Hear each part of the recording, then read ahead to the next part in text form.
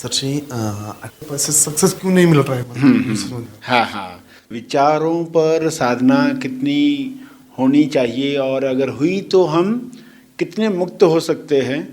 क्योंकि संसार में ये जो दिक्कतें आप बता रहे हैं सक्सेस वगैरह, तो ये सिचुएशन कितने लोगों की लाइफ में आ चुकी है। देखोगे तो करोड़ों करोड़ों लोग इन बातों से गुजरे हैं। कहने का अर्थ क्या है कि एक पीरियड रहता है जिसमें इंसान को सक्सेस नहीं मिली होती है, उसमें उसके जो विचार होते हैं वो फेलियर मानकर, फेलियर है, मैं सक्सेसफुल नहीं हूँ, तो वो फीलिंग कौन सी रखता है, नेगेटिव रखता है। उसकी वजह से वो और डिले होते रहता है। तो अपनी तरफ से डिले न करे, बस ना, जैसे प्रार्थना कर रहे हैं तो वो बेस्ट पार्ट है जो हम कर सकते हैं प्रेम की वजह से। तो वो प्रेम हमें तकलीफ न दे, प्रेम हमें तकलीफ दे रहा है, यानी हमें अपने विचारों पर काम करना है। तो खुद से पूछना है कि समस्या समस्या में है या समस्या समस्या में नहीं रहती। एक्चुअली समस्या किधर रहती है? हाँ, तो फिर जहाँ पर इलाज करना है ना, उधर ही हमें इलाज करना चाहिए। जैसे आपको लेफ्ट हैंड में कोई लगा है तो राइट हैंड में पट्टी नहीं लगवाएंगे। क्यों बोले? लेफ्ट में लगा है, भली पट्टी लगते वक्त दर्द होगा, मगर उस दर्द से बचने के लिए हम राइट साइड पट्टी नहीं बंधवाएंगे डॉक्टर को झूठ बोल कर के ये हाथ में लगा है। आप बोलेंगे जिस हाथ में लगा है वही बताएंगे, बोले दर्द होने दो, मगर वो हड्डी तो जुड़ जाएगी। तो समस्या समस्या में है ही नहीं जब ये पक्का होते जाएगा कि ये सब जो है हम विचारों में उसको कैसे लेते हैं। जब भी ऐसा विचार आए तो पहले कोई सक्सेस नहीं मिलना दुख है क्या? दुख एक्चुअली किस में है? सच तो अभी विचारों पर काम हो रहा है। हाँ, और ये पीरियड में खुश रहने वाला जो पार्ट है वो हमें ध्यान में रखना है। माइंड में विचार आएंगे, मगर वो विचार आपको और अंडरस्टैंडिंग देकर जाए, ये हमें काम करना। डेली का कोटा जो आता है विचारों का, उसमें से हमने क्या सीखा? हम जितना सीखते जाएंगे उतना ही देखोगे उन विचारों से मुक्त होते जाएंगे। हम सीखते नहीं हैं तो वापस से वो विचार आते रहते हैं। तो एग्जैक्टली क्या सिखा रहे हैं? हमेशा कैसा है, मतलब काम काज करने में एक्टिव होता है या टालता है कल पर बातें, कैसा है? जो भी काम आते हैं सामने दिन भर में, इंटरेस्टिंग बाद में हमेशा पहले जो है ना, भले आधा घंटा बैठेंगे, जो भी आप डिसाइड करते समय, नहीं से अच्छा कुछ तो शुरुआत हो जाएगी। वरना क्योंकि ये भी काम है। देखो, जो बॉडी पर डिसिप्लिन नहीं लाया है ना, उनको विचार और ज़्यादा परेशान करते हैं। तो कहीं ना कहीं हम सक्सेस के लिए तैयार हो रहे हैं। अब कुछ बातें अभी नहीं आई है, हम पात्रता बढ़ा रहे हैं। तो अभी ये सोचो कि पात्रता बढ़ाने पर है। जो इंटरेस्टिंग है वो तो करते ही हो, जो इंटरेस्टिंग नहीं है वो थोड़ा टालते रहते हो। तो वो भी काम कैसे आप करना शुरू कर दें, यानी बचता है जो कार्य है उतना वो करते जाए। ऑटोमेटिक अगली सीन में आप देखोगे कि जो पहले वाले प्रॉब्लम थे सॉल्व हो चुके, सक्सेस भी आ गई, फिर तब कुछ और बातें सामने रहेगी, वो सॉल्व करनी है। तो अल्टीमेटली हम वर्ल्ड में जो भी चीज़ें आएगी हमारे सामने, सबको सॉल्विंग का तरीका सीख रहे। एक प्रॉब्लम को सॉल्व करना नहीं सीख रहे। किसी भी तरह की सामने आएगी चीज़ें, वहाँ आप इतने तैयार हो कि समस्या समस्या में नहीं है, समस्या हमारे हेड में है और उधर हम एक्सपर्ट बन चुके। फिर आप खुशी रहने वाले हो कि अभी जो मिला है ज्ञान, इसको अप्लाई करने का समय आया है। इस पर वो कर डालें, जितनी भी भक्ति जगी है ना, उससे आप काम शुरू कर डालो।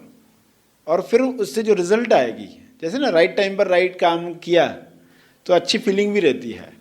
ऐसा नहीं शिविर हुआ तो ही साधना हो गई, ये प्रोसेस में वो चल तो रही है। कोई लोग शिविर के पहले ही उनके अंदर भक्ति जग गई है, तो शिविर की रिजल्ट तो आ रही होती है। तो इसमें बस आपको कि लेबल ही लगना चाहिए खाली।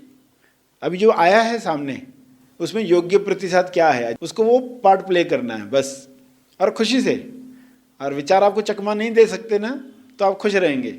अगर वो चकमा दे देंगे तो फिर डिप्रेशन आता है। तो तब हम अच्छे से उस विचार को तुरंत कि अभी तुम भरोसे लायक नहीं हो, और जो भी कन्विक्शन मिली है उस आधार पर आप विचारों से सवाल पूछ पाओगे। विचार कुछ कहता है ना, अरे सामने वाले ने मुझे ये गाली दी, तो कैसा बुरा लगेगा आपको? सामने वाले ने मुझे ऐसा गाली दी। मगर आप अगर सोचोगे पर्सन की चेतना कम है, उस हिसाब से ये गाली तो अभी कुछ भी नहीं थी, इससे भी ज़्यादा गालियाँ दे सकता था वो, है ना। ये तो बहुत कम में हो गया बेचारे की तकलीफ। हो खुद पर्सन कितना परेशान है, उस हिसाब से तो बहुत ज़्यादा गालियाँ दे सकता था। अभी तो उसने एक ही गाली दी। तो देखो यही एक विचार, पहले क्या कथा बना रहा था, अभी क्या बना रहा है। आपने क्या किया, कथा को स्टैंपिंग नहीं की, बुरा, आप कहेंगे इसके अंदर क्या ऐसी बात है जो मुझे जाननी चाहिए। तो मैं खुद को तो गाली नहीं देने वाला हूँ, सामने वाला गाली दे रहा है, मगर मैं खुद को प्रेम देने वाला हूँ। तो ये जो तरीका सीखना है कि बार बार भूल जाते हैं, बार बार अपने विचारों पर यकीन करके बैठे रहते हैं, हाँ सही है, मेरे साथ ऐसे ही होता है, जो भी विचार आते हैं तो हम बोले कि सब बाजू में रखेंगे और स्टैम्पिंग नहीं करेंगे, एनवलप सील नहीं करेंगे, आने दो नेक्स्ट। मगर उसने सिखाया क्या हमको, कि हमने विचारों से सवाल पूछना सीखा है क्या। जो भी विचार दुख दे रहा है उससे सवाल पूछने हैं, और ऐसे सवाल पूछने हैं कि नए जवाब आएंगे, नए जवाब आएंगे तो पुराने की ताकत खत्म। तो कुछ एग्जाम्पल बताया इसलिए आपको। महा आसमानी परम ज्ञान शिविर क्यों करें, आइए कुछ सत्य साधकों द्वारा जाने कि इस शिविर का उनके जीवन में क्या लाभ हुआ। सर श्री जी, आपने कहा कि जीवन धक्के देके सिखाता है। हाँ। और हर सीन नेक्स्ट सीन की तैयारी है। हाँ। जीवन ने बहुत धक्के दिए। मेरी बेटी थी अदिति, वो स्पेशल चाइल्ड थी। पूरी जिंदगी वो एक शब्द भी नहीं बोली, हमेशा मौन में रहती थी, और उसके मौन की ताकत हमने देखी है। हाँ। मौन में कितनी ताकत है वो हमने महसूस की है, प्रेम की ताकत हमने बहुत महसूस की है। उस स्वीकार के जादू से सिर्फ हमने आगे के साल निकाले। वो चीज हमने स्वीकार कर ली और हमें इतना आनंद लगा उसमें। लोग सोचते थे ये कैसे रहते हैं, हाँ। लेकिन हमें इतना वो सहज था। यस। कुछ कारणवश 2020 में अदिति पार्ट 2 में चली गई। हाँ। लेकिन उसके पहले सरश्री आपकी कृपा इतनी थी कि आपने हमसे मृत्युपरांत जीवन पुस्तक पढ़वा लिया, जिससे हमें शिफ्टिंग मिली कि अब उसकी जर्नी, हम उसे हैप्पी जर्नी बोल पाए। हाँ। उससे एक मांग पाए कि बेटा तुम हमारे लिए अटको मत, आपकी आगे की जर्नी आप प्लीज जल्द से जल्द चालू करो। यस। यस। एक माँ होने की बावजूद वो नहीं रोई, और अभी वो बहुत खुश है वहां पे। हाँ। वो हमें महसूस होता है यहाँ हाँ, पे कि वो बहुत खुश है। वो हमें बोल रही है मैं बहुत खुश हूँ, हाँ। आप मेरी चिंता मत करो। शायद ये पहली डॉटर ऐसी होगी जिसने माँ बाप को सही रास्ते पे लाया। हाँ। यस। तो उसके लिए उससे तो बहुत बहुत धन्यवाद है ही। हाँ। दूसरी बात सबसे ये कहना चाहूंगा कि श्रवण बहुत जरूरी है, बहुत जरूरी है, क्योंकि पूरा घर अगर कर ले यस। तो एक दूसरे को बहुत हेल्प हो जाती है। दूसरे की चेतना अगर नीचे जा रही देख रहे तो वो ऊपर उठ जाती है। यस। इस वीडियो को लाइक और शेयर जरूर करें, साथ ही अपने अभिप्राय हमें कमेंट करके जरूर बताएं। हैप्पी थॉट्स तेज ज्ञान और सर श्री तेज ज्ञान चैनल को आज ही सब्सक्राइब करें और लेटेस्ट अपडेट्स सबसे पहले पाने के लिए बेल आइकन को दबाएं। धन्यवाद।